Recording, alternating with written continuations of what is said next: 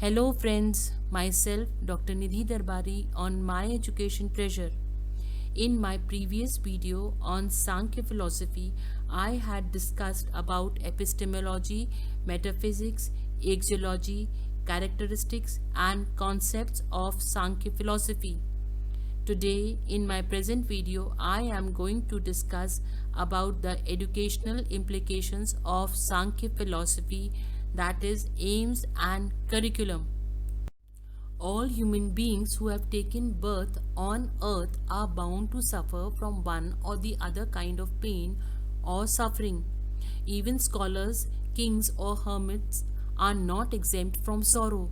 Therefore, Sankhya aims for complete cessation of pain as the ultimate objective of human life. Educational implication of Sankhya philosophy can be considered as the following. Fundamentals of education.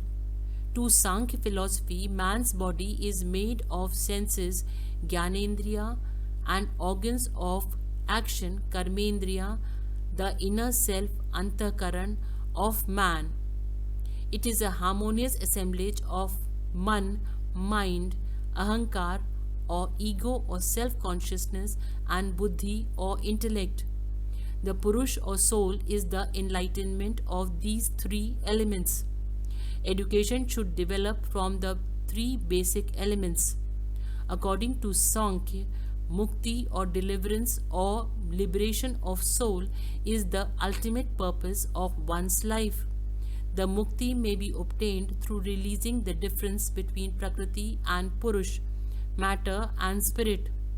Therefore, the development of man should be so guided that he may distinguish between matter and spirit and may obtain freedom from the miseries of life. According to Sankhya, end or sadhya is the basic purpose of education. For realization of this end, the practice of yoga is necessary. For the practice of yoga, yog sadhana, moral conduct is the first requisite. In the modern language, the above purpose of education may be further analyzed in the following manner. The aims of education. Sankhya states the ultimate aim as attaining of perfection of Purush through discrimination leading to its salvation. Thus, the objective of education should be to create discerning individuals capable of attaining the perfection that exists within them. The aims of education according to Sankhya are the eradication of triple sorrows of life. The nearest approach to spirit or Purush is man's buddhi. Man is the mixture of prakash, knowledge, and pravriti, attachment to activities, and moh, delusion. Light, motion, inertia, and sattvic buddhi leads man to realize his self, to evolve all sterling qualities that befit human dignity, and on the other hand to transcend gradually the bondage of life and obtain freedom.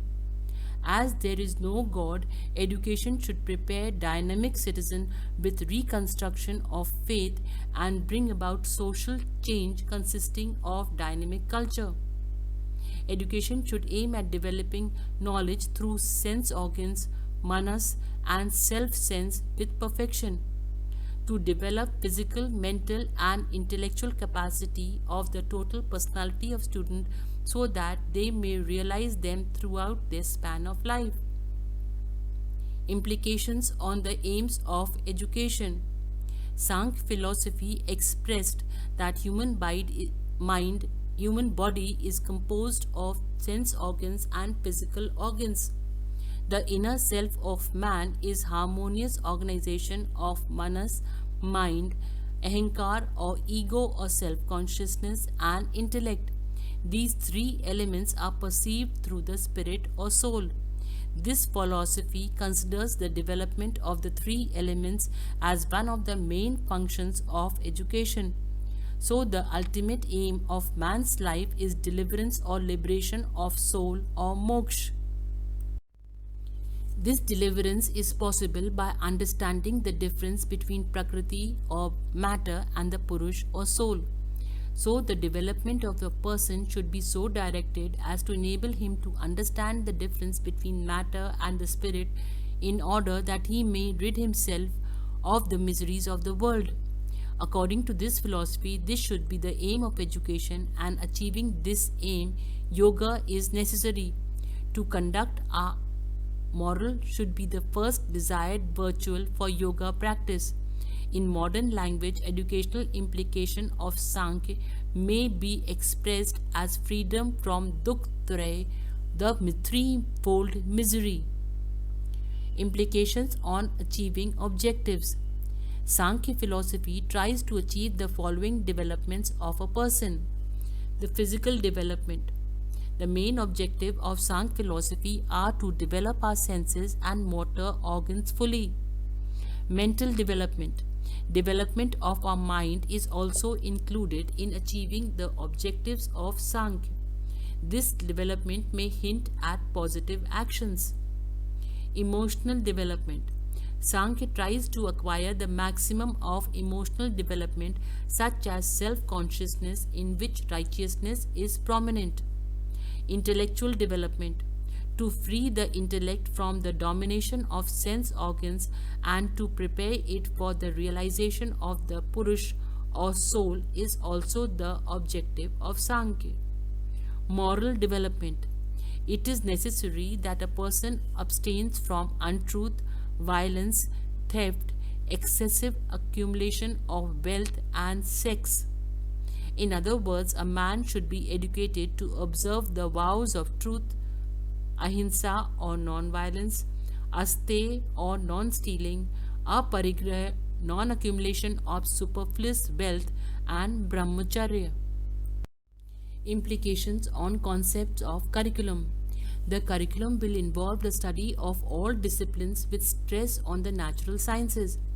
Since to understand Prakriti is to discriminate between Purush and Prakriti and the art so as to develop an appreciation and understanding of the work of authorities. Physical sciences and yoga will also form part of the curriculum, since Sankhya believes that only a healthy and focused individual can attain salvation. As Sankhya holds evolution as key concept, the cosmic as well as individual evolution is ingrained in the structure of the universe. Hence, the curriculum consists of all-round development of different capacities.